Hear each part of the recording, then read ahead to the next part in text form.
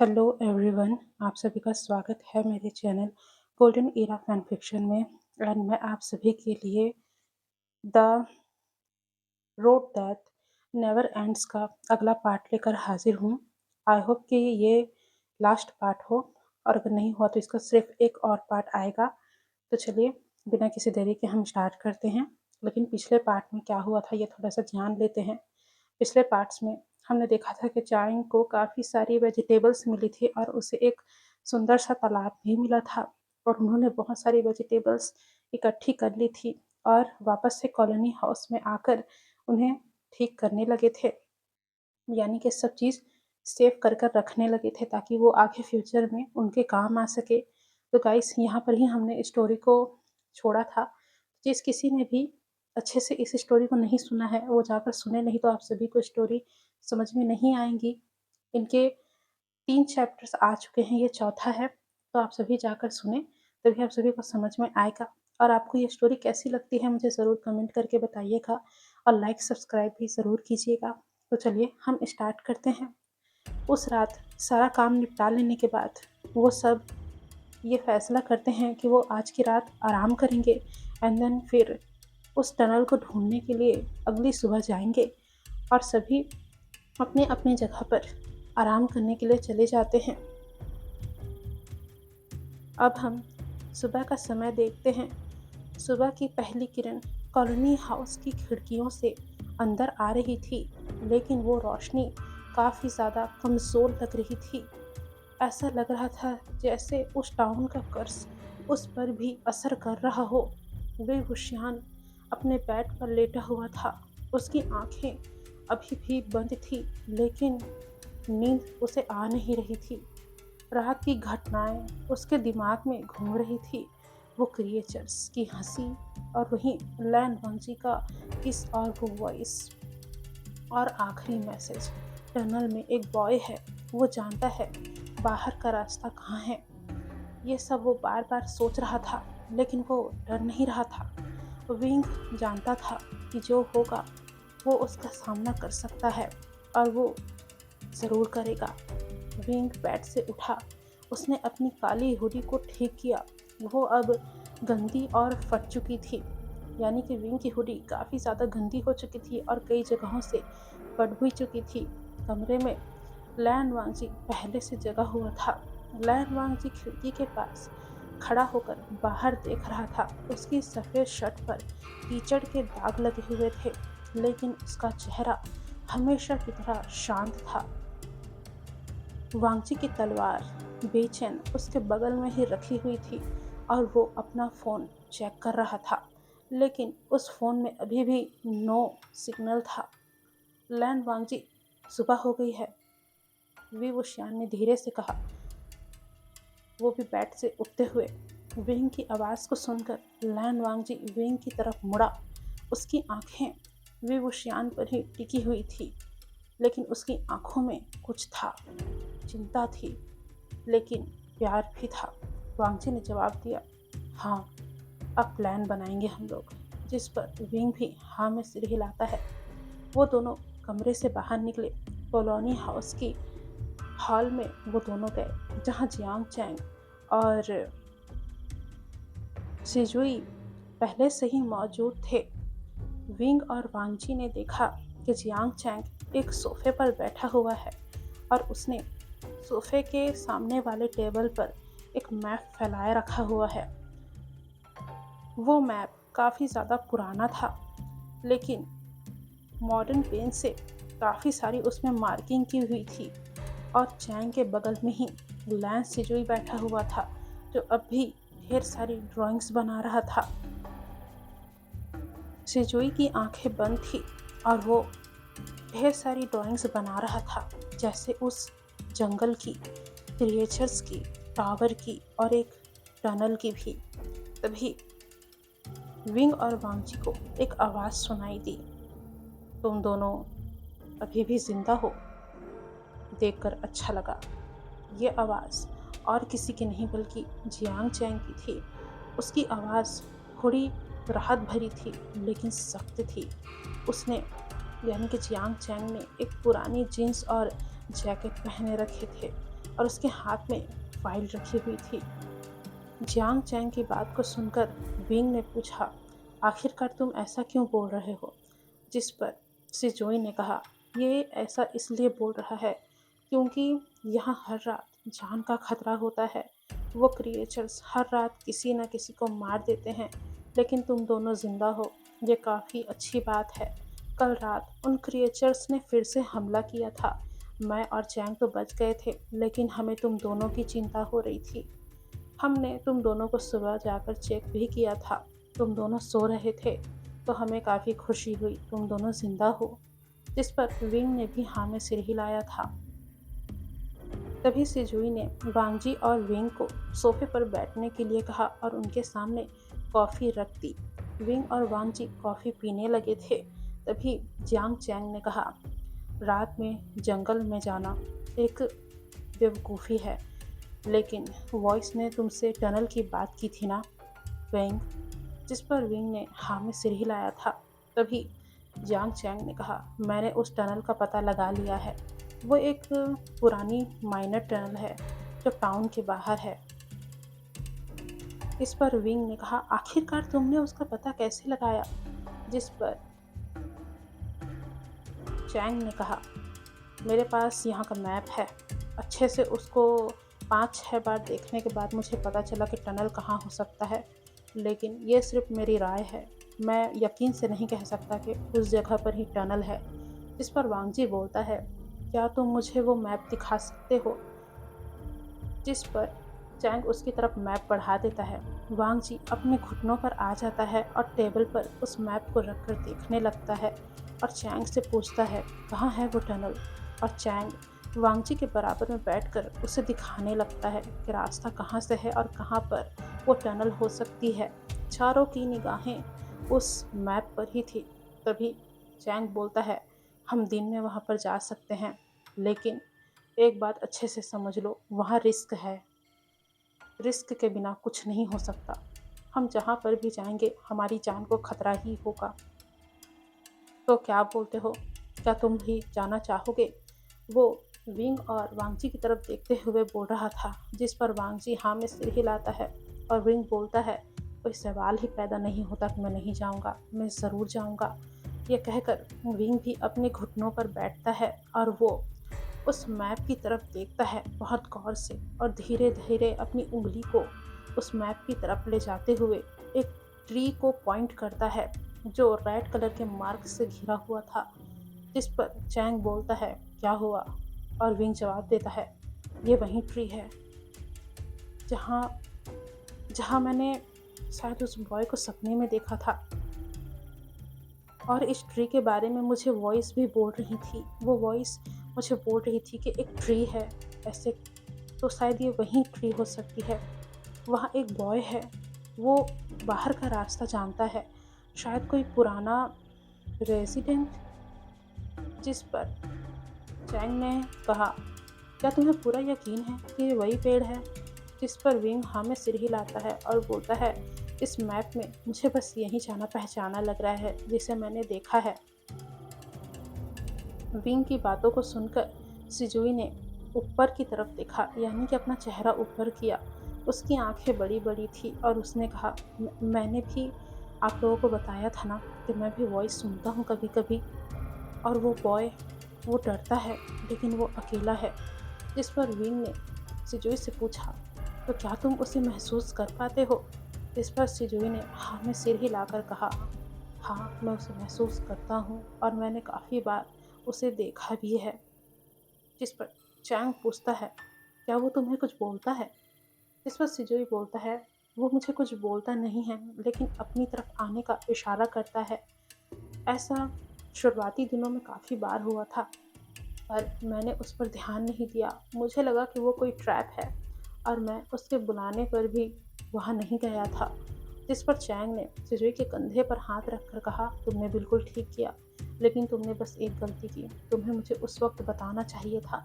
जिस पर सिजुई अपनी नज़रें झुकाकर चैंग से बोलता है, मुझे माफ़ कर देना, मुझे मुझे उस वक्त बिल्कुल भी समझ में नहीं आया था कि मुझे क्या करना चाहिए। तुम जानते हो ना चैंग कि उस वक्त हालत कैसी थी। इस पर चैंग भी हाँ में सिर हिलाता है। आखिरकार चैंग उन दिनों को कैसे भूल सकता है जब वो यहाँ नया नया था। उसके सामने हर रोज खून की नदियाँ बहती थी। ना जाने कितने लोग मौत के घाट उतर जाते थे। चैंग ने तो कई क्रिएचर्स को, जिंदा इंसानों को खाते हुए भी देखा है।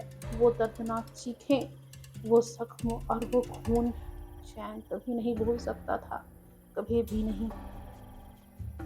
वहीं लैन वांगजी अच्छे से उस मैप को देख रहा था।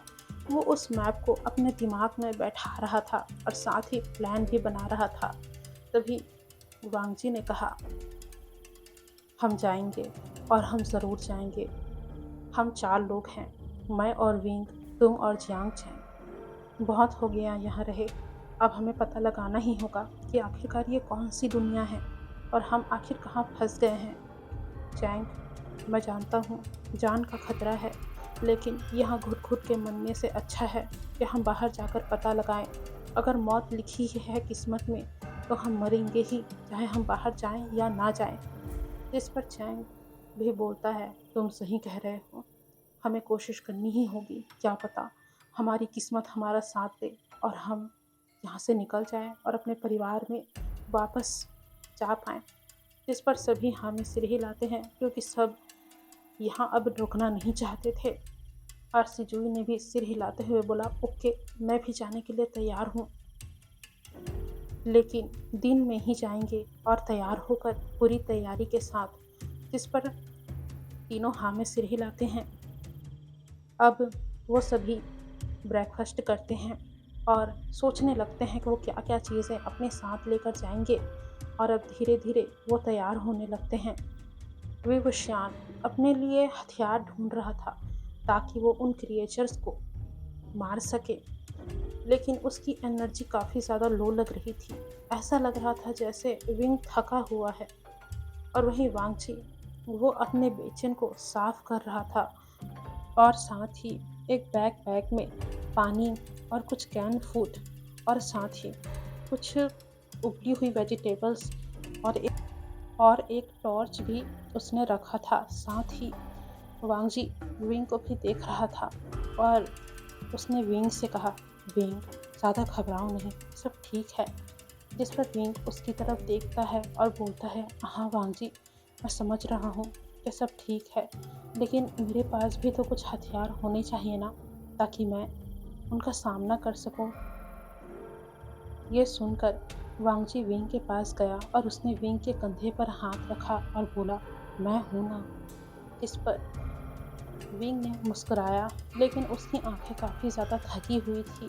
फिर भी विंग ने कहा, लैन-सैन, चिंता मत करो, मैं बिल्कुल ठीक रहूँगा और तुम्हारे साथ ही रहूँगा, समझे। इस पर वांगजी ने कहा, बिल्कुल, मैं भी तुम्हारे साथ हूँ। और वो दोनों गले मिलते हैं।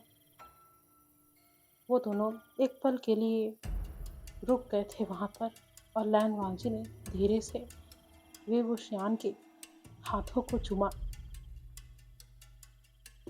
ये टच काफ़ी ज़्यादा प्यार भरा था। विंग और वांगजी एक दूसरे को देखने लगे थे। वांगजी धीरे धीरे विंग के करीब बढ़ रहा था, लेकिन तभी जियांग चैंग ने अचानक से खांसा और वो दोनों चौंक गए। जब उन दोनों ने दरवाजे की तरफ देखा तो उन लोगों ने देखा कि चैंग दरवाजे पर कंधा टिकाकर खड़ा हुआ है और उसके पीछे सिजुई उन दोनों को देख रहा है, वो भी हंसते हुए। तभी चैंग ने कहा, यह सब बाद में भी हो जाएगा, चलो टाइम वेस्ट मत करो, हमें निकलना पड़ेगा। इस पर वांगजी ने हाँ में सिर हिलाया और चैंग और सिजुई निकल गए और उनके पीछे पीछे वांगजी और विंग भी आ गए। लेकिन विंग और वांगजी का चेहरा पूरी तरीके से लाल हो गया था, क्योंकि उन लोगों के पर्सनल मूवमेंट में जियांग चैंग और सिजुई ने खलल जो डाल दी थी। अब वो लोग कॉलोनी हाउस के बाहर निकले और टाउन की सड़कों पर वो चल रहे थे। दिन में सब नॉर्मल लग रहा था, लोग अपने काम में लगे हुए थे। जी हाँ गाइस, उस कॉलोनी हाउस में सिर्फ विंग, वांगजी, चैंग और सिजुई ही नहीं, काफ़ी सारे लोग फंसे हुए थे। ये समझ सकते हैं आप लोग के लगभग 100 लोग के आसपास। लेकिन यहाँ पर मैं सिर्फ हमारे कैरेक्टर्स के ही बता रही हूँ, जो यहाँ मेन कैरेक्टर्स हैं उन्हीं के बारे में बता रही हूँ। बाकी पीछे काफ़ी सारे लोग हैं जो इन्हीं की तरह किसी न किसी तरीके से यहाँ आकर फंसे हुए हैं और यहाँ डेली किसी न किसी की मौत होती है। वो क्रिएचर्स किसी न किसी को मारते ही हैं हर रात। काफ़ी सारे लोग मर चुके हैं और अभी सिर्फ 100 लोग बचे हुए हैं, जिनमें से विंग वांगजी, चैंग और सिजुई भी हैं। लोग सभी अपने काम कर रहे थे और वो सभी विंग वांगजी, चैंग और सिजुई को कहीं जाते हुए देख रहे थे। वो सभी नॉर्मल थे, लेकिन उनके चेहरे नॉर्मल नहीं थे। उन सभी के चेहरों पर डर की छाया साफ साफ नजर आ रही थी। विंग और वांगजी भी उन लोगों को देख रहे थे। तभी विंग ने वांगजी का हाथ पकड़ा और कहा, मुझे इन सभी के लिए बुरा लग रहा है लैंगजैन। जिस पर वांगजी ने कहा, मैं जानता हूँ विंग, लेकिन हम जो कर सकेंगे वो ज़रूर करेंगे। हम जा रहे हैं ढूंढने के लिए। उम्मीद है कि हमें रास्ता मिल जाए और हम सभी यहाँ से बाहर निकल पाएँ। जिस पर विंग उन सभी को देखता है और वांगजी उसके कंधे पर हाथ रखकर बोलता है, चलो विंग, हम यहाँ रुक नहीं सकते, हमें जाना होगा। और फिर वांगजी विंग का हाथ पकड़ता है और उन्हें आगे की तरफ लेकर जाने लगता है। वो चारों जंगल की तरफ बढ़ रहे थे। ये वही रास्ता था जो उन लोगों ने उस रात में लिया था। अब दिन की रोशनी में जंगल कम डरावना लग रहा था, लेकिन हवा में अभी भी वो सड़न सी बदबू फैली हुई थी। वो चारों चल रहे थे और कई बार चलते चलते वो थक भी जाते थे। धीरे धीरे दोपहर सर पे चढ़ रहा था और उन लोगों ने हार नहीं मानी थी। वो चलते ही जा रहे थे कि उन्हें दूर से गिरा हुआ ट्री नजर आया।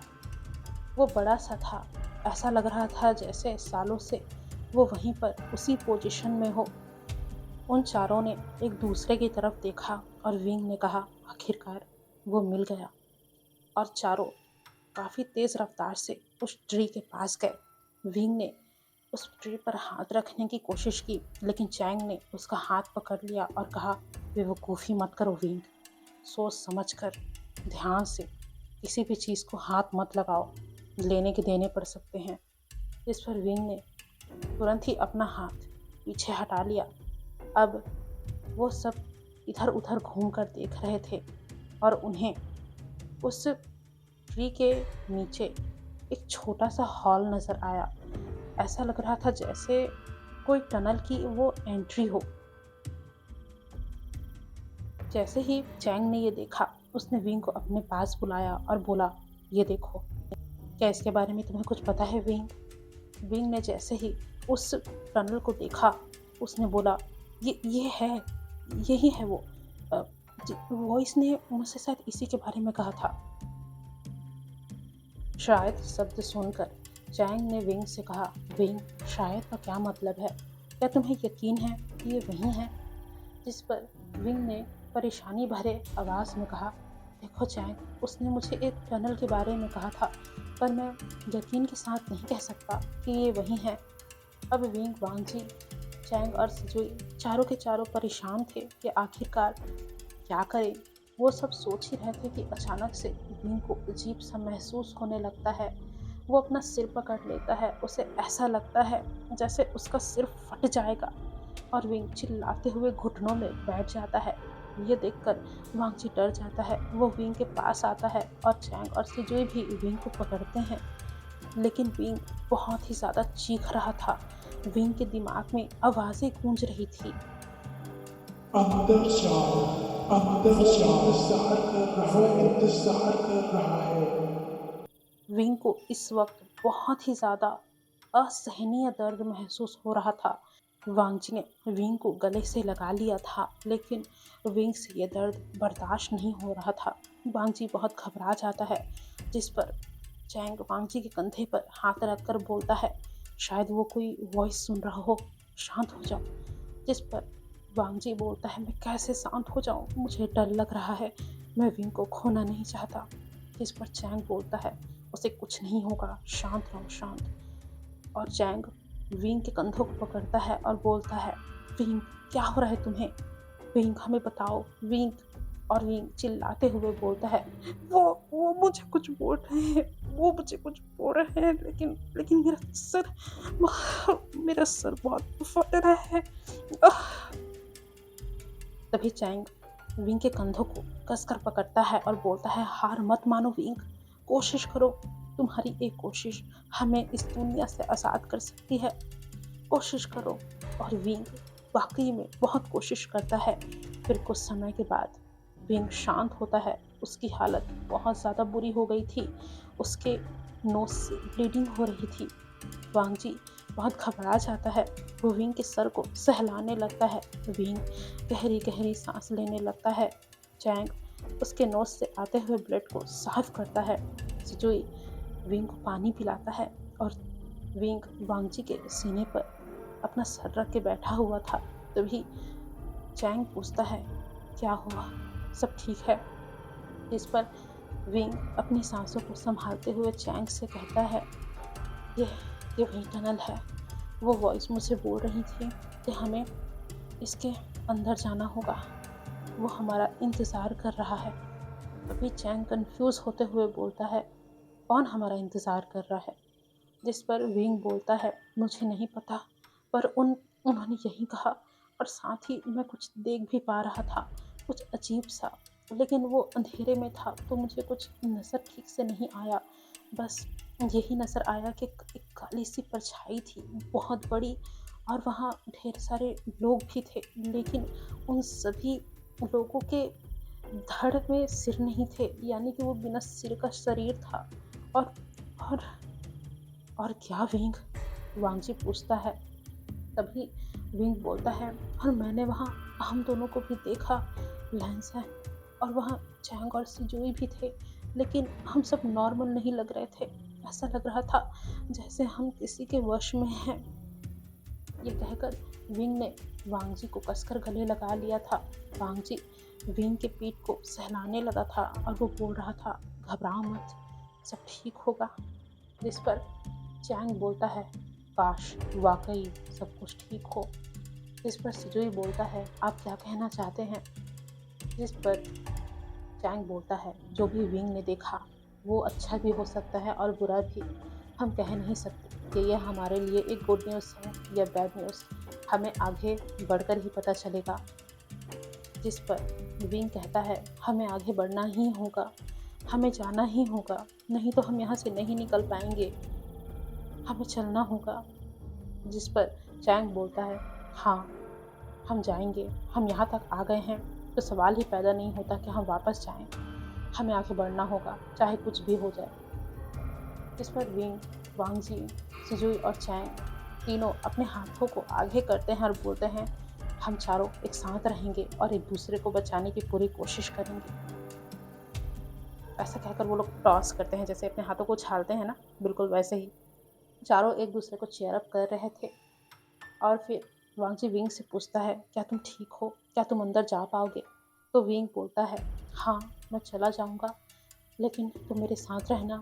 जिस पर वांगजी बोलता है, ऐसा हो नहीं सकता कि मैं तुम्हें छोड़कर जाऊँ विंग, मैं मरते दम तक तुम्हारे साथ रहूँगा। जैसे ही वांगजी ये बोलता है, विंग वांगजी के मुंह पर हाथ रखते हुए बोलता है, मरने की बात मत बोलो वांगजी, मत बोलो, अभी तो हमारी ज़िंदगी शुरू हुई है, हमें तो बूढ़े होने तक एक दूसरे की ज़िंदगी में रहना है, एक दूसरे के ज़िंदगी को एंजॉय करना है। हम साथ रहेंगे, साथ में अपना फ्यूचर बनाएंगे और हमारे ढेर सारे बच्चे होंगे। जिस पर वांगजी भी मुस्कुराकर हाँ में सिर हिलाता है। तभी चैंग बोलता है, तुम दोनों का फिर से शुरू हो गया, पहले यहाँ से निकल जाते हैं, फिर उसके बाद बच्चों की प्लानिंग करना। और सिजुई उन दोनों को देखकर बोल रहा था, हाँ सो क्यूट, अगर तुम लोगों को बच्चों की इतनी ही ज़रूरत है तो मुझे भी गोद ले लेना, मैं भी एक बच्चा ही तो हूँ। जिस पर विंग अपना मुंह इधर उधर करते हुए बोलता है, इतना बड़ा बच्चा हमें नहीं चाहिए। और वांगजी बोलता है, सोचेंगे। और फिर वो चारों एक दूसरे की तरफ देखने लगते हैं और उन चारों की आंखों में आग थी, एक ऐसी आग जिसमें शायद ये दुनिया ही जल के राख हो सकती थी। अब चैंग ने अपनी राइफल तैयार की और टॉर्च ऑन किया और कहा, मैं आगे चलता हूँ, तुम सब मेरे पीछे पीछे आना। चैंग ने जैसे ही ऐसा कहा, सिजुई ने उसके कमर को पकड़ लिया और उसे पीछे से गले लगाते हुए कहा, चैंग प्लीज सेफ रहना, मैं नहीं चाहता कि तुम्हें कुछ हो। तभी चैंग ने सिजुई की तरफ देखते हुए कहा, जो होना है वो होकर रहेगा, लेकिन बस हमें हार नहीं माननी है। मेरी बात ध्यान से सुनो सिजुई, अगर मैं उन क्रिएचर्स के हाथों लग जाता हूँ, तुम्हें मेरे पीछे नहीं आना है, तुम्हें भागना है, समझे? इस पर सिजुई चैंग को गले लगा लेता है और बोलता है, आप ऐसा क्यों बोल रहे हैं? ऐसा मत बोलिए, आप जिंदा रहेंगे, मैं आपके साथ रहूँगा। जिस पर चैंग सिजुई के सिर पर हाथ फेरते हुए कहता है, घबराओ मत, मैं बस ऐसे ही बोल रहा हूँ, अगर खतरा दिखा तो तुम भाग जाना। लेकिन सिजुई मानने को तैयार नहीं था। तभी चैंग वांगजी की तरफ देखते हुए बोलता है, वांगजी, मैं जानता हूँ हम अभी अच्छे दोस्त नहीं बने हैं, हमें एक दूसरे को जाने हुए ज़्यादा समय भी नहीं हुआ है, लेकिन मेरी एक बात मानोगे तुम? जिस पर वांगजी बोलता है, हाँ बोलो चैंग। चैंग बहुत ही नम आंखों से बोलता है, सिजुई को मैंने अपने बच्चे की तरह पाला है।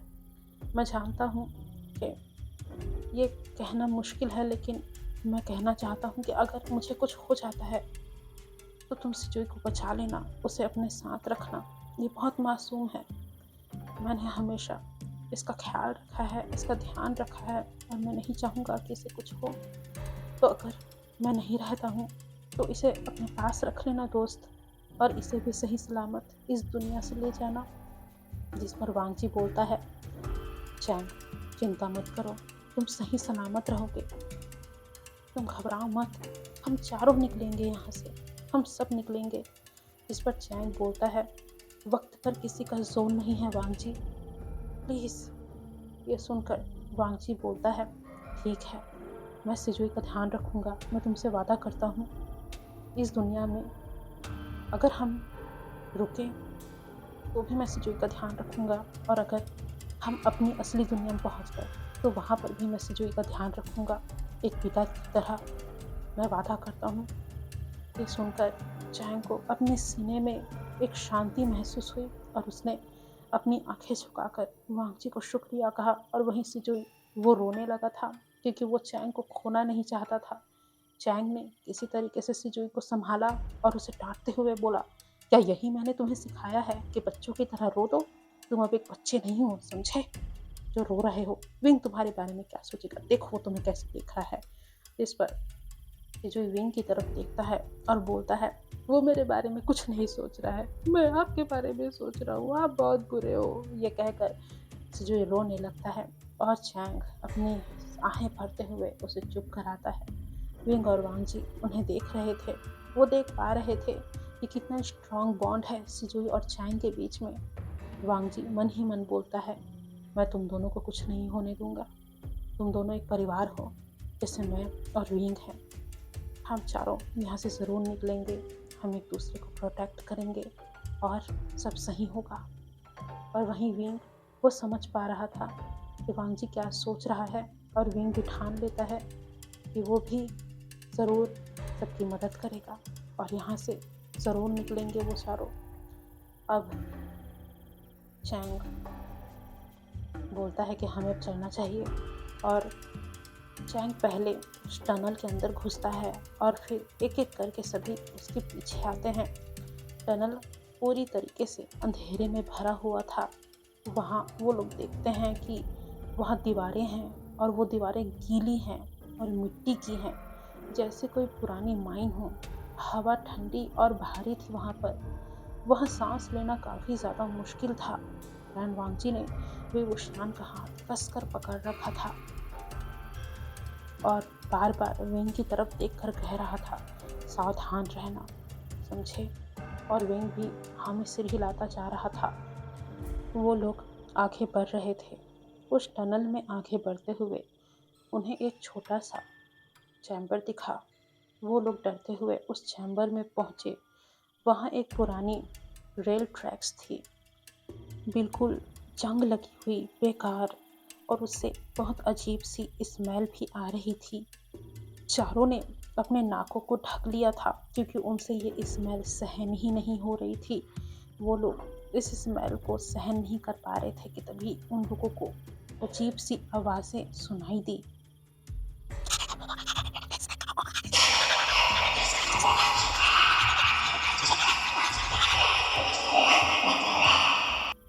इन आवाज़ों को सुनकर उन लोगों के कानों में दर्द होने लगा था। ये आवाज़ अचानक से धीरे-धीरे काफ़ी ज़्यादा तेज़ हो रही थी। वो लोग इधर-उधर हिल रहे थे। तभी चैंग ने कहा, हमें यहाँ से चलना चाहिए, चलो मुझे सहन नहीं हो रहा है। तभी विंग ने कहा, वो यही है, डरो मत। विंग ने रुकते हुए कहा, सुनो, यहाँ कोई सांस ले रहा है, शांत हो जाओ, हमें आगे बढ़ना होगा। तभी चैंग ने कहा, यहाँ 1 मिनट रहना भी इम्पॉसिबल है और तुम बोल रहे हो हमें आगे बढ़ना होगा विंग।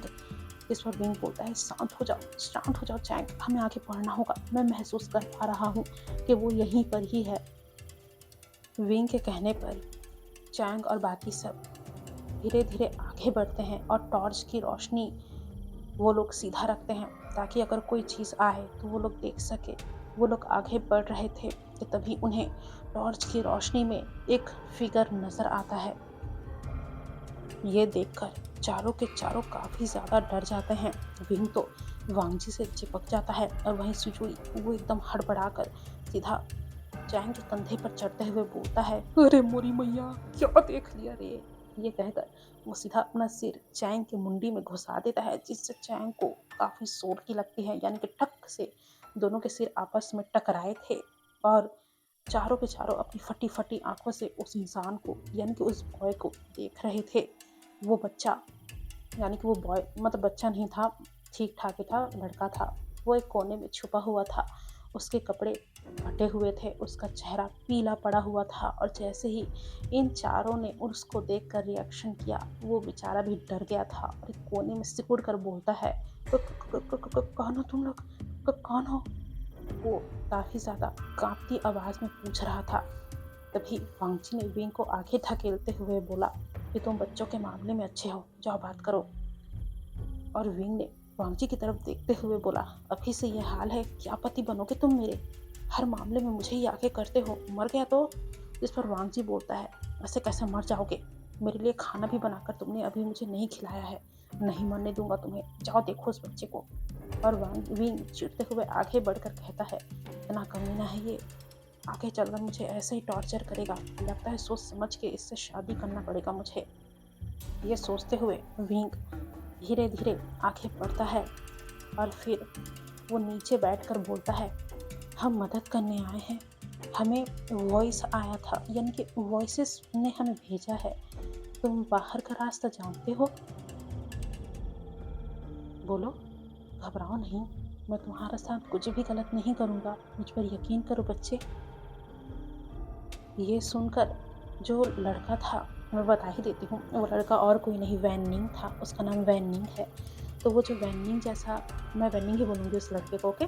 तो अब वो जो लड़का है वो विंग से बोलता है, तुमको वॉइसेस ने भेजा है। इस पर विंग हाँ में सिर हिलाता है और फिर विंग बोलता है, तुम जानते हो, तुम उनको पहचानते हो, क्या तुम हमें मदद कर सकते हो बाहर निकालने में, बोलो। जिस पर वैनिंग सिर हिलाता है, लेकिन उसकी आंखें काफ़ी ज़्यादा डरी हुई थी और वैनिंग बोलता है, हाँ, लेकिन वो रास्ता क्रिएचर्स का घर है, मैं सालों से यहाँ फंसा हुआ हूँ। तभी जियांग चैंग ने पूछा, कैसे निकलना है यहाँ से, जल्दी बताओ बच्चे, तुम जानते हो ना वो सभी सूरज ढलने के बाद आ जाते हैं। जिस पर वैनिंग हमें सिर हिलाता है और फिर वैनिंग जो है अपने पीछे साइड से एक पुराना मैप निकालता है। जब वो मैप निकाल रहा था, उसका हाथ कांप रहा था। तभी उस मैप को उन लोगों को दिखाते हुए वैनिंग बोलता है, इस टनल में एक आखिरी दरवाज़ा है, लेकिन वो लॉक है। एक ज़रूरी बात और, एक तालिस्मान जैसी चीज़ है वहाँ पर। तभी विंग पूछता है, तालिस्मान, वो क्या होता है। जिस पर वांगजी बोलता है, मैं जानता हूँ, वो पुराने ज़माने के लोग उसका इस्तेमाल करते थे। कोई जादुई चीज़ की तरह ही समझ लो उसे। इस पर विंग उसे घूरते हुए बोलता है, इतनी सारी पुरानी चीज़ें हैं तुम्हारे पास, अब ये मत बोलना तुम्हारे पास तालिस्मान भी है। इस पर वांगजी बोलता है, नहीं विंग, मेरे पास तालिस्मान नहीं है, लेकिन मुझे चाहिए। जिस पर विंग बोलता है, हाँ बिल्कुल, हम तो एक मॉल में है ना, चलो शॉपिंग करते हैं तालिस्मान की। जिस पर वांगजी मुंह फुलाते हुए बोलता है, तुम्हें मुझसे इस तरीके से बात नहीं करनी चाहिए विंग। जिस पर विंग बोलता है, क्यों ना करूं मैं तुमसे इस तरीके की बात, आखिर क्या तुमने मुझे खरीद लिया है लैन वांगजी। जिस पर वांगजी चिढ़ते हुए बोलता है, विंग, मैं तुम्हारा होने वाला हस्बैंड हूँ।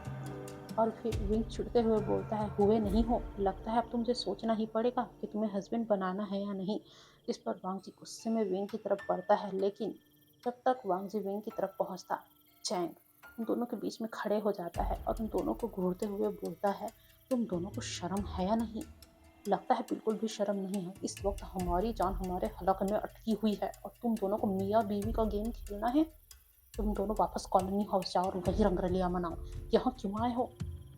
इस पर वांगजी अपना सर नीचे कर लेता है और विंग दूसरी तरफ मुंह करते हुए बोलता है, ये तो बिल्कुल मेरी मम्मी जैसा है, जब देखो तब हम दोनों के बीच में टांग अड़ाने के लिए आ जाता है। तभी चैंग विंग की तरफ मुड़ते हुए बोलता है, क्या कहा तुमने। जिस पर विंग मुस्कुराते हुए बोलता है, मैं क्या बोलूँगा, तुमने बिल्कुल सही कहा, हमें यहाँ दखल अंदाजी नहीं करनी चाहिए, है ना लैन जैन। इस पर वांगजी भी बोलता है, हाँ सही बात है, हमें माफ़ करना चैंग। और चैंग बोलता है, शर्म नाम की चीज़ नहीं है, दोनों को शर्म कर लो थोड़ा सा। इस पर सिजोई बोलता है, बस भी करो भैया, नए नए कपल्स हैं ये लोग, था इतना तो। और इतना सुनते ही चैंग विंग को और वांगजी को छोड़कर सिजोई को घूर कर देखता है और बोलता है, लगता है तुम्हें भी गेम खेलना है, खिलाऊं क्या। इस पर सिजोई बोलता है, बाहर में जाओ, जो करना है करो, डांटो मरो लड़ो, मुझे कोई लेना देना नहीं है। ऐसा कहकर वो सीधा वैन के पास चला जाता है और वैनिंग को बोलता है, मज़ा आ रहा है ना झगड़ा देखने में। इस पर वैनिंग अजीब सी नज़रों से उसे देखने लगता है। इस पर सिजुई बोलता है, देख भाई, मैं सिंगल आदमी हूँ, मुझे ऐसी वैसी नज़र से मत देखो। वैनिंग को तो कुछ समझ में ही नहीं आया था कि आखिरकार ये बंदा क्या बोल रहा है। लेकिन फिर अब हम दूसरी तरफ देखते हैं, जहाँ पर चैंग बीच में खड़ा था और वो विंग और वांगजी को घूर रहा था बहुत बुरी तरीके से। गाइस, मैंने यहाँ इसलिए फ़नी डाला है क्योंकि ये स्टोरी कुछ ज़्यादा ही सीरियस हो गई थी, तो इसलिए मुझे लगा थोड़ा फ़नी डालना चाहिए, तो मैंने थोड़ा फ़नी डाल दिया है। आई होप आप लोग इसको एंजॉय करेंगे।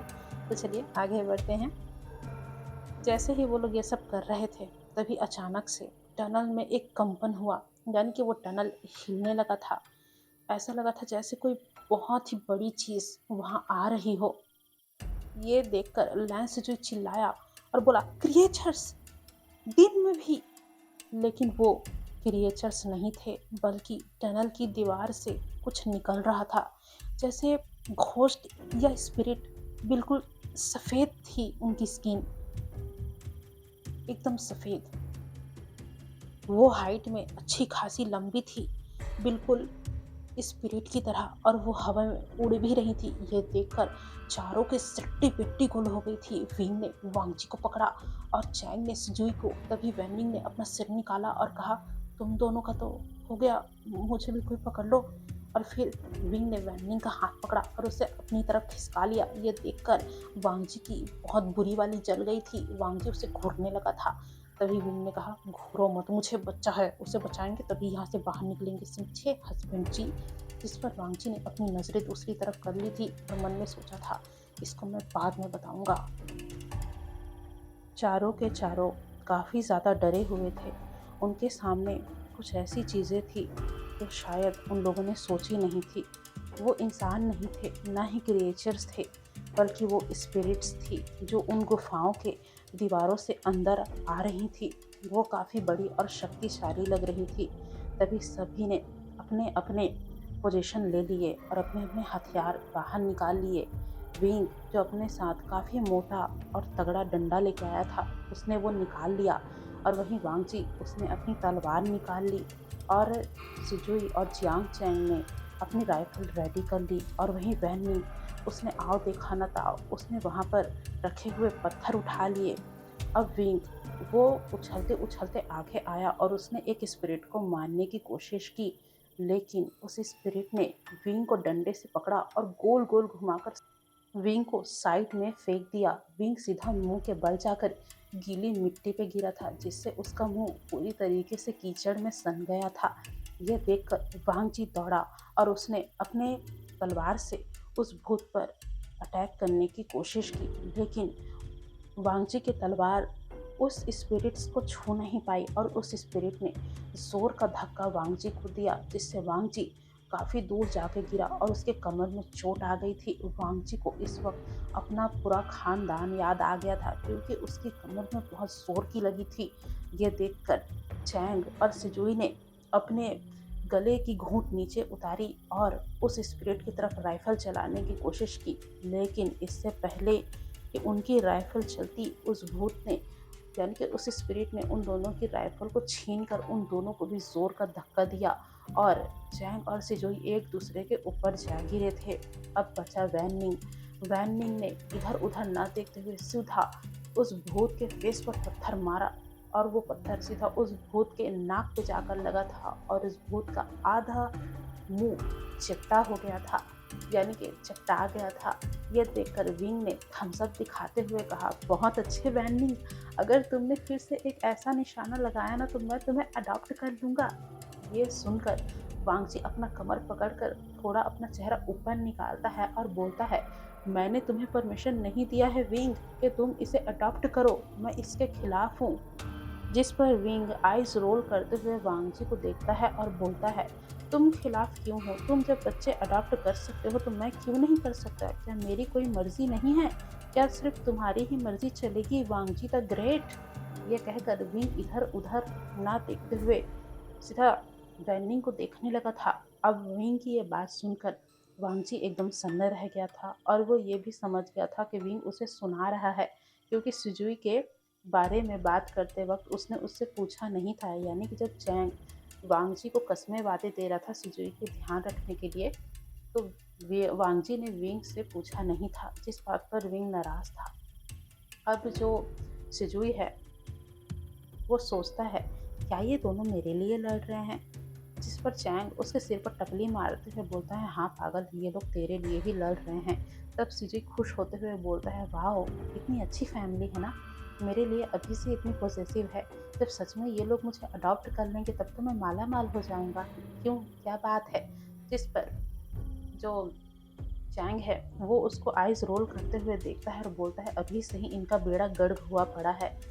अगर इन लोगों ने तुम्हें अडॉप्ट कर लिया तो इनकी तो जिंदगी ही बर्बाद है, ऐसा मुझे लग रहा है। चैंग की बात सुनकर सिजुई का मुंह बन जाता है और सिजुई बोलता है, तुम मेरी खुशियां देख नहीं सकते चैंग। जिस पर चैंग बोलता है, हाँ मैं तो तुम्हारी जेठानी हूँ और तुम मेरी देवरानी हो, जो मैं तुम्हारी खुशियां नहीं देख सकता। इन दोनों का अलग ही लेवल का झगड़ा चालू हो गया था और वहीं जो वैन निंग था वो इन सबसे परे उसके कानों में बज रहा था विंग की बातें। विंग ने कहा था ना कि अगर तुम फिर से वैसा निशाना लगा लेते हो तो मैं तुम्हें अडॉप्ट कर लूँगा। और वहीं वैन निंग, उसको तो विंग बहुत ज़्यादा पसंद आ गया था एज अ ममा, तो उसने ठान लिया था कि वो अगली बार फिर से वहीं पर ही निशाना लगाएगा। तो वैन निंग ने बहुत तगड़ा वाला पत्थर ढूंढा और फिर से निशाना लगाते हुए पट्ट से दे के उस भूत के फेस में मारा था और वो पत्थर बिल्कुल उस भूत के फेस के बीचों बीच जाकर लगा था, जिससे उस स्पिरिट का सफेद चेहरा लाल हो गया था उससे, दर्द से। और वो स्पिरिट इस बार वैन निंग को बहुत गुस्से में देख रही थी। जैसे ही विंग ने ये देखा कि वैन निंग ने वापस से उसी जगह पे सही निशाना लगाया है, विंग ने खुश होते हुए चिल्लाकर कहा, जियो मेरे लाल, तुमने मेरा नाम रोशन कर दिया। और वही वांगजी ने कहा अपना सिर पकड़ते हुए, मर गए। और वहीं चैंग और सिजुई ने सोचा, ये हमें मरवा के ही मानेगा। अब उधर हम देखते हैं वो स्पिरिट वैनिंग को घूर रहा था, फिर वो वैनिंग को देखकर बहुत ही जोर से घुर्राया, जिससे वो गुफा लगभग हिलने के मुकाम पर आ गई थी। और वैनिंग इससे इतना ज़्यादा डर गया था कि वो सीधा भागते हुए वांगजी के पास गया और उसने उसके सिर पर चढ़कर वांगजी के बाल पकड़ लिए थे, जिससे वांगजी चीख पड़ा था। और वांगजी ने चिल्लाते हुए कहा था, अरे नमूने क्या कर रहा है, ये मेरी खुद की खेती है, इसे मत उजाड़। ये कहकर वांगजी थोड़ा सा उठा था और उसने शर्ट से वैनिंग को घसीटते हुए विंग की तरफ फेंक दिया था और बोला था, ये तुझे अडॉप्ट कर रहा है, मैं नहीं, जा इसी के पास, यही तुझे बचाएगा। और वैन निंग सीधा विंग के पास गिरा था और विंग, उसको इतना गुस्सा आया था वांगजी पे और उसने वांगजी को सुना डाला था। उसने कहा, तुम बच्चों के साथ ऐसा बर्ताव करते हो, मुझे नहीं लगता कि हमारा शादीशुदा रिश्ता टिकेगा, इसलिए मैं तुमसे अभी से ही डिवोर्स लेता हूँ। ये सुनकर वांगजी हैरान हो गया था और वांगजी सैंटी होते हुए विंग से कहता है, तुम पर इस बच्चे ने क्या काला जादू कर दिया है विंग? मैं तुम्हारा वांगची हूँ, तुम मेरी बात क्यों नहीं सुनते? देखो, इस बच्चे को अभी तुमने अडॉप्ट किया नहीं है, सिर्फ अडॉप्ट करने की बात की है और अभी से ही हमारा डिवोर्स होने का समय आ गया है। अब तुम ही देख लो, ये हमारे बीच में कलेश करवा रहा है विंग। वांगची की ये बात सुनकर विंग ने मुंह ऐंठते हुए कहा था, ये बच्चा कलेश नहीं करता, तुम ही कलेश करते हो, तुम ही कलेशी आदमी हो, ये मान क्यों नहीं लेते तुम? ये सुनकर वांगजी ने अपने दिल पर हाथ रख लिया था और बोला था, अच्छा, तो क्या हो गया तेरे वादे को, तेरे इरादे को? हाँ, तूने कहा था तुम्हारा साथ नहीं छोड़ूंगा, अब ये बच्चा मिल गया है तो मुझे छोड़ रहे हो? क्या तुम्हें शर्म नहीं आती विंग? जिस पर विंग आग बबूला होते हुए बोलता है, शर्म की बात तो तुम करो हिम्मत लैन वांगजी, सबसे ज्यादा बेशरम तो तुम ही हो। जिस पर वांगजी बोलता है, हाँ हाँ, अब कौन सा दिन देखना रह गया है, बेशर्म बेहया कलेसी आदमी, सब तो तुमने बोल ही दिया है, और कुछ भी होगा तो बोल दो। ये लोग एकदम फटाके की तरह एक दूसरे पर फूट रहे थे और वहीं जो वैन निंग था वो कभी विंग को देखता, कभी वांगजी को देखता, कभी विंग को देखता, कभी वांगजी को देखता। और वहीं सिजुई और चैंग वो लोग अपना आंख और मुंह खोले इन दोनों की नौटंकी देख रहे थे। उन दोनों का भी झगड़ा शांत हो गया था। और वहीं वो घोस्ट, वो पूरी तरीके से हैरान और परेशान, वो सोच रहा था, अरे यार, मैं यहाँ जिंदा घोस्ट हूँ, मैं इन लोगों को अभी कच्चा चबा सकता हूँ, इनकी हड्डियाँ भी नहीं बचेंगी, फिर भी इन लोगों में ये सब नौटंकी चल रही है, मेरी तो इज्जत ही नहीं है। ये कह के वो भूत अलग ही गुस्साया पड़ा था। तभी वो भूत सोचता है कि मैं क्या करूं जिससे ये लोग शांत हो जाए, और फिर वो भूत धीरे धीरे विंग और वांगजी के बीच जाता है, जिसे देखकर वांगजी और विंग शांत हो जाते हैं।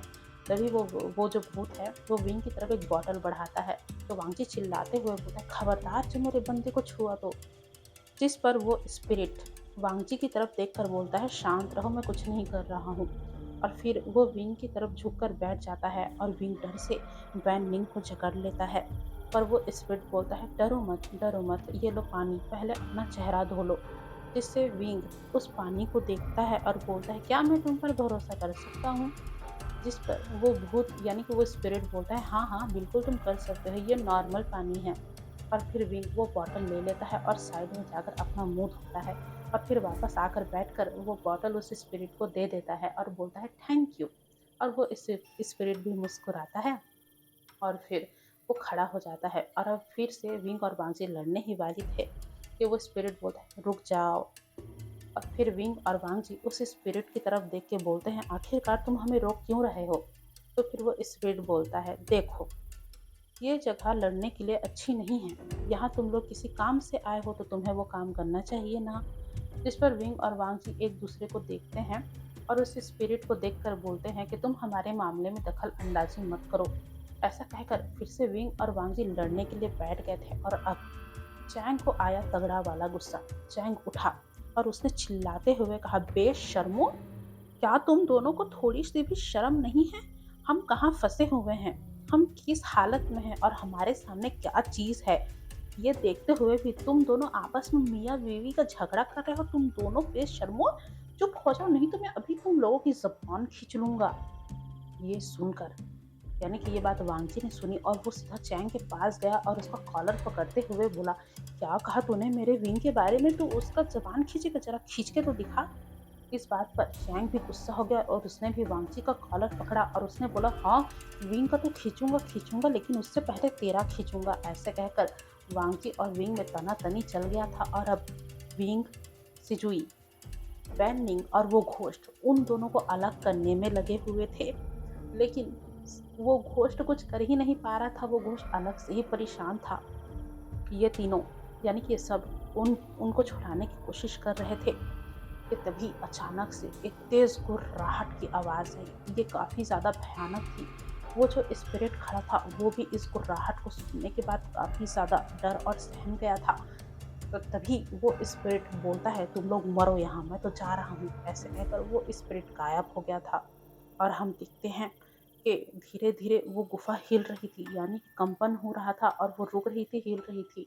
तभी जो चैंग और वांगजी है एक दूसरे को छोड़ते हैं और सभी खड़े हो गए थे और इधर उधर देखने लगे थे।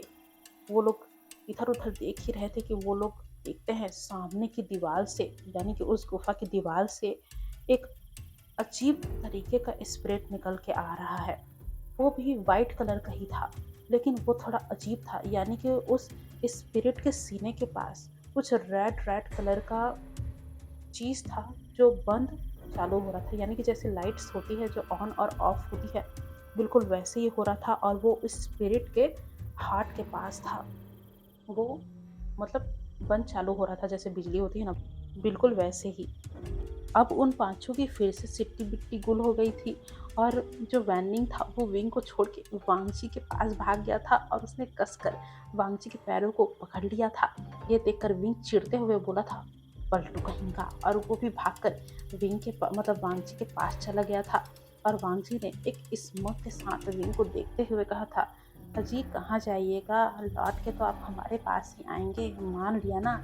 जिस पर विंग वांगची के थोपड़े को उस घोस्ट की तरफ करते हुए बोलता है, अजी पहले इसको संभाल लीजिए, बाद में हम अपना केस रफा दफा करेंगे। जिस पर वांगजी ने भी ओके कह दिया था। अब पांचों के पांचों उस तरफ देख रहे थे और वो देखते हैं कि वो स्पिरिट अचानक से धुएं में बदलती हुई उस गुफा में फैल रही थी और उस स्पिरिट के अंदर से ढेर सारी स्पिरिट निकल रही थी जो उस स्पिरिट से, यानी कि उस बड़ी स्पिरिट से हाइट में छोटी थी, लेकिन वो काफ़ी ज़्यादा मात्रा में उस स्पिरिट से निकल रही थी और वो भी वाइट कलर की ही थी। वो सभी इधर उधर देख ही रहे थे कि तभी एक स्पिरिट जियांग चैंग के पास आई और उसने जियांग चैंग को जोर का धक्का दे दिया। जियांग चैंग गिरा और वो जोर से चीखा क्योंकि जियांग चैंग को काफ़ी जोर से लगी थी। और लैन वांगजी ये देखकर वो आंखें बढ़ा और उसने अपनी बीचेन उस घोस्ट पर लगा दी और वांगजी के बीचेन से एक ब्लू एनर्जी निकली जो उस स्पिरिट्स को पीछे ढकेलने लगी थी। जैसे ही वो स्पिरिट पीछे हट रही थी, वांगजी चिल्लाया, भागो। वो सभी भागे और सिजुई ने चैंग को उठने में मदद की। वो सब पीछे की तरफ दौड़ने लगे, लेकिन वो बॉय यानी कि जो वैनिंग था वो वहीं रुक गया था। और जब सबने देखा कि वैनिंग नहीं आ रहा है, तब विंग भागकर वैनिंग के पास गया और उसका हाथ पकड़ते हुए कहा, वैनिंग भागो, हमें यहाँ से भागना होगा। पर वैनिंग एक पल के लिए भी वहाँ से नहीं हिला और वैनिंग ने कहा, कोई फायदा नहीं है। जिस पर विंग ने पूछा, कहना क्या चाहते हो? तभी वैनिंग ने विंग की तरफ देखा और कहा, पीछे जाने का कोई फायदा नहीं है, वहाँ रास्ता नहीं है, हम वहाँ पकड़े जाएंगे। तभी विंग ने पूछा, तो अब हमें क्या करना चाहिए? और वैनिंग जो उदास मुंह बना के बैठा था उसने अचानक से स्माइल की और कहा, पीछे नहीं है लेकिन आगे तो है, हमें आगे जाना चाहिए, वो देखो आगे रास्ता है।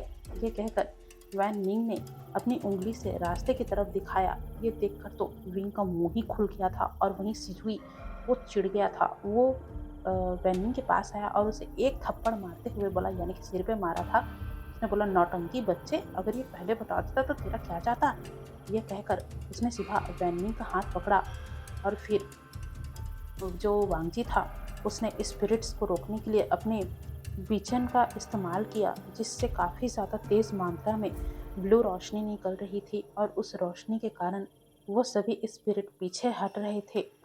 इस चीज़ का फ़ायदा उठाकर सभी के सभी आगे रास्ते की तरफ भागे और जो स्पिरिट्स थी वो उनके पीछे आ रही थी। वो लोग काफ़ी तेज़ रफ्तार से भाग रहे थे और वहीं वीर वुशियान वो थक गया था, लेकिन लैन वांगजी ने उसे उठाया अपने कंधे पर, उसे सहारा दिया और कहा, मैं हूँ विंग, तुम घबराओ नहीं, बस बस कोशिश करो। जिस पर विंग हाफते हुए बोलता है, लैन मैं थक गया हूँ, मुझसे नहीं होगा। जिस पर वांगजी उसके कमर को कसकर पकड़ते हुए बोलता है, हमें करना होगा विंग, हम हार नहीं सकते, तुम देख रहे हो ना, पीछे देखो, हमारी मौत आ रही है, हमें इससे जीतने नहीं देना है, चलो। और फिर वांग जी फिर से विंग को हेल्प करता है और अपने सहारा देकर विंग को आगे ले जाने की कोशिश करता है। वो सभी काफ़ी देर तक भाग रहे थे। सभी काफ़ी ज़्यादा थक गए थे क्योंकि उन्हें भागते-भागते काफ़ी ज़्यादा समय हो गया था। आखिर में उन्हें एक दरवाज़ा दिखा, पुराना, लॉक लगा हुआ। तभी वैन निंग ने कहा, "ये वही है, तालिस्मान, वो टाउन में है, हमें वहीं जाना है, कॉलोनी हाउस के नीचे, चलो।" ये कहकर वो उन सभी को रास्ता दिखाता है और सभी उनके पीछे-पीछे यानी कि वैन निंग के पीछे-पीछे आने लगते हैं। लेकिन वो जो स्पिरिट्स थी, वो काफ़ी ज़्यादा उन लोगों के करीब आ गई थी। तभी वांग जी ने विंग को चैंग को दिया और बोला, लेके जाओ। विंग चिल्लाया, वांग जी। तभी वांग जी ने विंग की तरफ देखा और बोला, तुम जाओ, मैं आ रहा हूँ। और वांग जी ने अपनी चैन को जोर से घुमाया, जिससे एक तेज नीली रोशनी निकली और वो स्पिरिट्स काफ़ी ज़्यादा पीछे चले गए थे। ये देखकर वांग जी भी वापस से उस दरवाजे की तरफ दौड़ा और वांग जी ने देखा कि सब वहीं उस दरवाजे के पास खड़े थे और वांग जी का इंतजार कर रहे थे।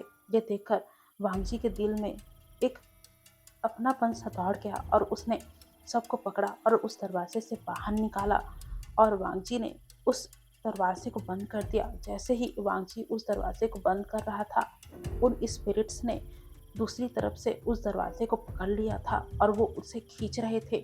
वांग जी ने काफ़ी जोर लगाया, लेकिन वांग जी अकेले उन्हें संभाल नहीं पा रहा था। तभी चैंग, सिजुई, विंग और छोटा सा जो वैनिंग है वो भी आया और उन लोगों ने भी अपनी पूरी ताकत लगा के उस दरवाजे को बंद करने की कोशिश की और फिर वो दरवाज़ा बंद हो गया और वो स्पिरिट्स उस दरवाजे के पीछे रह गई। जैसे ही दरवाज़ा बंद हुआ, सब ने एक गहरी सांस ली और सब बाहर अब निकल चुके थे। उन लोगों ने बाहर की दुनिया को देखा, यानी कि वो उस गुफा से बाहर निकल चुके थे। वो अभी भी उसी टाउन में फंसे हुए थे, लेकिन वो उन स्पिरिट्स के चंगुल से आज़ाद थे। ये देखकर उन लोगों ने गहरी सांस ली और उन्हें लगा कि जैसे उनके सिर से बहुत बड़ी मुसीबत उतर गई हो। लेकिन अभी भी उनके पास ज़्यादा समय नहीं था, क्योंकि अब दिन ढल रहा था और शाम हो रही थी। ये सब देखकर जियांग चैंग ने एक गहरी सांस ली और कहा, हम सभी ने अच्छी कोशिश की, लेकिन अब हमें वापस जाना होगा, क्योंकि अब क्रिएचर्स के निकलने का समय हो गया है। हम कल फिर से ट्राई करेंगे, ठीक है ना? ये कहते वक्त जियांग चैंग खुद को संभाल रहा था, क्योंकि वो काफ़ी ज़्यादा घायल हो गया था, लेकिन वो जिंदा था, यही काफ़ी बड़ी बात थी। वही वीर बुशियान ने लैन वांगजी की तरफ देखा और धीरे से कहा, लैन सैन, हम निकल गए साथ में, मैं बहुत खुश हूँ कि तुम ठीक हो। और धीरे से उसने वांगजी को गले से लगा लिया और वांगजी ने भी विंग को उसकी कमर से पकड़कर अपने पास खींच लिया था और कहा था, हाँ विंग, हम साथ हैं। और सिजुई ने चैंग को संभाला था और फिर वो जो पांचों थे वो वापस से उस कॉलोनी हाउस की तरफ चलने लगे थे। वो लोग थके हुए थे, जख्मी थे, पर फिर भी वो बहुत जल्दी जल्दी अपने पैर चला रहे थे। वो लोग चल ही रहे थे कि अचानक से विंग को फिर से अपने सिर में दर्द होने लगता है, लेकिन इस बार दर्द उसके सहन में था। वांग जी उसे संभालता है और बोलता है, विंग क्या हुआ? तभी विंग चिल्लाते हुए बोलता है, वो वॉइस मुझे बोल रहे हैं कि हमें जल्दी से कॉलोनी हाउस में जाना चाहिए, वो क्रिएचर्स आ रहे हैं, ये बोल रहे हैं ये लोग। ये सुनकर सभी के सभी काफ़ी ज़्यादा डर जाते हैं और फिर थोड़ी देर बाद विंग का सिर बिल्कुल ठीक हो जाता है और विंग डरते हुए बोलता है, वो वांग जी, वो क्रिएचर्स आ रहे हैं, हमें हमें जल्दी जाना होगा। जिस पर बाकी सभी हाँ में सिर हिलाते हैं और वांग जी विंग का हाथ कस के पकड़ता है और वो सभी जल्दी जल्दी कॉलोनी हाउस की तरफ जाने लगते हैं। सूरज अब लगभग लगभग ढलने लगा था, लेकिन टाउन में अभी भी दिन की थोड़ी रोशनी बाकी थी। वो पीली कमज़ोर रोशनी जो कभी कभी देखकर लगता था जैसे कर्ज की वजह से फीकी पड़ गई हो। कॉलोनी हाउस के हॉल में अब सब इकट्ठा हो गए थे। वो सही सलामत कॉलोनी हाउस में पहुंच गए थे। बेबुशियान एक पुराने सोफे पर बैठा था। उसकी पीठ थकी हुई थी, यानी कि उसके पीठ में काफ़ी ज़्यादा दर्द हो रहा था और वो बहुत ज़्यादा थका हुआ लग रहा था। लेकिन उसके आंखों में वही जिद थी।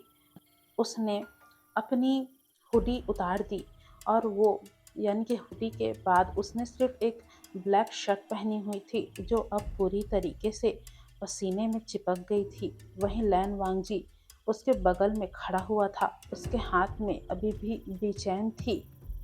और वहीं जियांग चैंग वो टेबल पर बैठा हुआ था और उसने मैप को फैला रखा था और लैन सुजुई उसके पास ही खड़ा हुआ था। उसके हाथ में कुछ स्केच थे जो उसने टनल का बनाया हुआ था, यानी कि टनल के बारे में उसने स्केच बनाया हुआ था। वहीं वैन निंग जो उनके साथ आ गया था वो एक कोने में बैठा हुआ था, अपने घुटनों को सीने से लगाकर।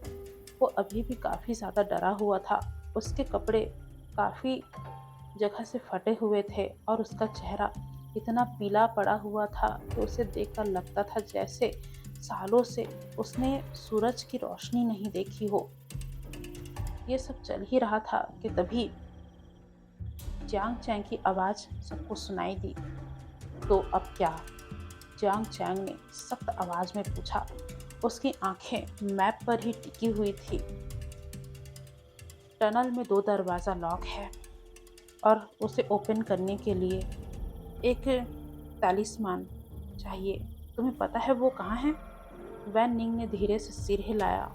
उसकी आवाज़ कांपती हुई लग रही थी। उसने कहा, हाँ, वो वो एक पुराना तालिस्मान है। कॉलोनी हाउस के नीचे बेसमेंट में एक बेसमेंट में लेकिन बेसमेंट में काफ़ी ज़्यादा वॉइस तेज़ होती है और कभी-कभी वो स्पिरिट्स भी आती हैं। वैन निंग को डरते हुए देखकर विंग उसके पास गया और आगे झुककर कहा, वॉइसेस ने मुझे बताया था कि तालिस्मान में काफ़ी सारी पावर्स हैं। वो बाहर का रास्ता खोल सकते हैं, लेकिन वो पावर डेमोनिक है। शायद मेरे लिए ही वो बना हो। तभी लैन वांगची ने विंग की तरफ देखा। लैन वांगची की आंखें चिंता से भरी हुई लग रही थी, क्योंकि विंग डेमोनिक कल्टीवेशन जानता था। उसे इन सब चीज़ों में इंटरेस्ट था। काफ़ी पहले विंग ये सब किया करता था, लेकिन उसकी तबीयत इस कारण काफ़ी बिगड़ी थी और विंग मरते मरते बचा था। जिसके बाद वांगची ने कभी विंग को डेमोनिक कल्टीवेशन करने से मना कर दिया था और विंग ने भी उसकी बात मानी थी। लेकिन अब फिर से ये सब सुनकर वांगची का दिल ज़ोरों से धड़क रहा था। घबराहट के कारण वो नहीं चाहता था कि विंग को फिर से कुछ हो जाए।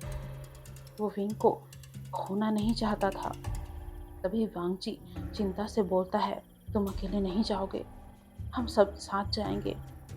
इस बात पर जियांग चैंग ने एक गहरी सांस ली और बोला, ओके, लेकिन पहले हम प्लान बनाते हैं। सबसे पहले हमें बेसमेंट में जाना होगा। वो रिस्की है और अभी दिन ढल रहा है, तो जल्दी करना पड़ेगा।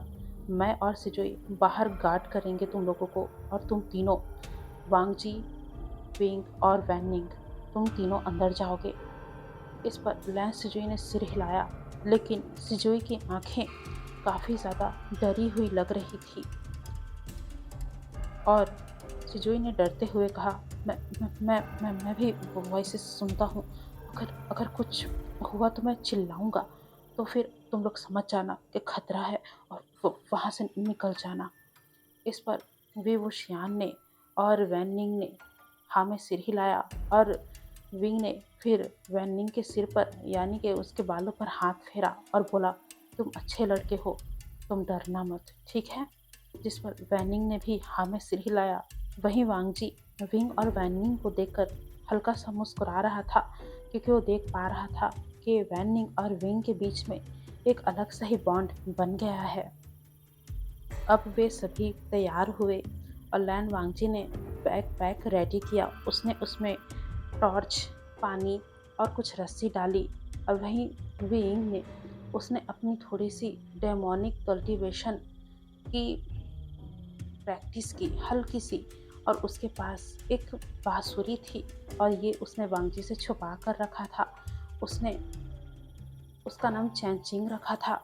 उसने उसे अपनी कमर में डाला और वांगजी ने ये देख लिया था। वांगजी विंग के पास आया और उसने उसे वहीं जगह पकड़ा जहाँ उसने चैनचिंग रखी थी।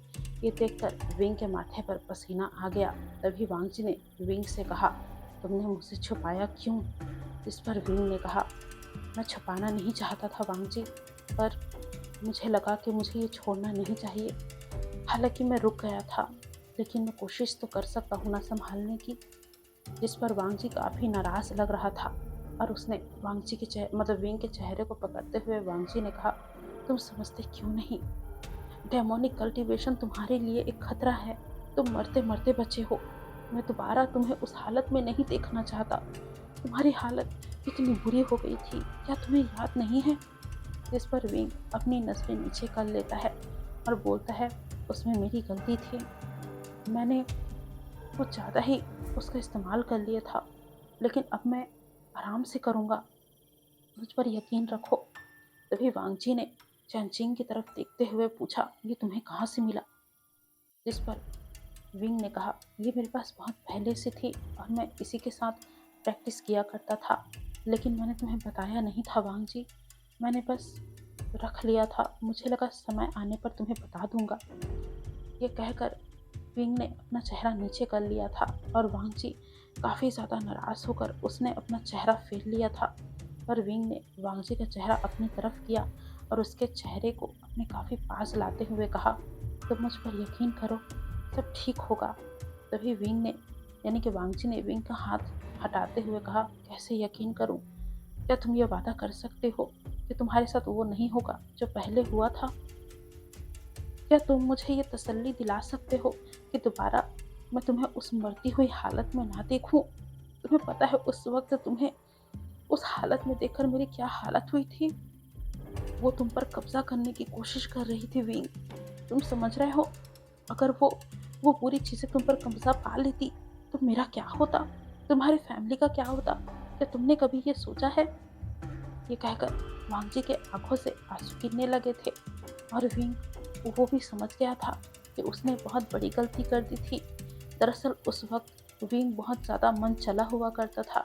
जिस काम के लिए उसे रोका जाए वो वही किया करता था और उसके अतरंगी शौक में से एक ये भी शौक था कि विंग को डेमोनिक कल्टीवेशन करने की आदत थी। उसे इन सब चीज़ों के बारे में बचपन से ही पता था। विंग के दादाजी ने उन्हें सब चीज़ बता रखा था और कुछ चीज़ें उन्होंने भी उसे सिखाई थी, लेकिन बड़े होकर उसे अपने लेवल तक लेकर जाना विंग ने किया था और विंग ये भूल गया था कि ये सभी चीज़ें एक हद तक ही अच्छी होती है जब तक उसे कंट्रोल करना आ जाए। लेकिन विंग ने एक गलती कर दी थी और वो गलती ये थी कि उसने अपने आप को कुछ ज़्यादा समझकर डेमोनिक कल्टीवेशन को हाई पावर में कर दिया था। लेकिन वो डेमोनिक चीज़ें विंग के सिर पर चढ़ने लगी थी जिसे विंग कंट्रोल नहीं कर पा रहा था और इसी कारण विंग की हालत बहुत ज़्यादा ख़राब हो गई थी। जब वांगजी को इस बारे में पता चला था तो वांगजी ने जी जान लगाकर विंग को बचाने की कोशिश की थी। उसे चर्च लेके जाया गया था और ढेर सारी चीज़ें विंग पर आजमाई गई थी। साथ ही विंग के बॉडी और सोल को पवित्र किया गया था, जिसके बाद से विंग काफ़ी समय के बाद रिकवर हुआ था और वो बच पाया था। और तब से वांगची ने सोच लिया था कि वो विंग को दोबारा डेमोनिक कल्टीवेशन नहीं करने देगा। लेकिन विंग ने अपनी चीज़ों को संभाल के रखा था। उसने वांगची की बात मानी थी, लेकिन उसने उन चीज़ों को छोड़ा नहीं था क्योंकि विंग जानता था कि वो इसमें महारत हासिल कर सकता है। लेकिन अभी के लिए उसने ब्रेक ले लिया था और अब फिर से वो उसी चीज़ को करने वाला था, जिससे वांगची बहुत ज़्यादा परेशान था। विंग वांगजी के चेहरे को पकड़ता है और उसके आंसुओं को पोंछते हुए उसे हल्का सा उसके लिप पर किस करते हुए बोलता है, तुम मेरे साथ हो, मुझे डर नहीं है वांगजी, मैं जानता हूँ तुम मुझे बचा लोगे। जिस पर वांगजी रोते हुए उसे बोलता है, हाँ हाँ मैं तुम्हें बचा लूँगा, लेकिन मैं तुम्हें दोबारा उस उस हालत में नहीं देखना चाहता। जिस पर विंग बोलता है, हाँ वांग जी, मुझ पर भरोसा रखो, इस बार मैं कोई गलती नहीं करूँगा, मैं ठीक से इस्तेमाल करूँगा और यकीन करो हम बच जाएंगे। मैं उन्हें खुद पर हावी नहीं होने दूंगा, मुझ पर बस यकीन करो। तो मुझ पर यकीन करते हो ना? जिस पर वांगजी हाँ में सिर हिलाता है और विंग उसे गले लगा लेता है और वांगजी ने भी उसे कसकर गले लगा लिया था।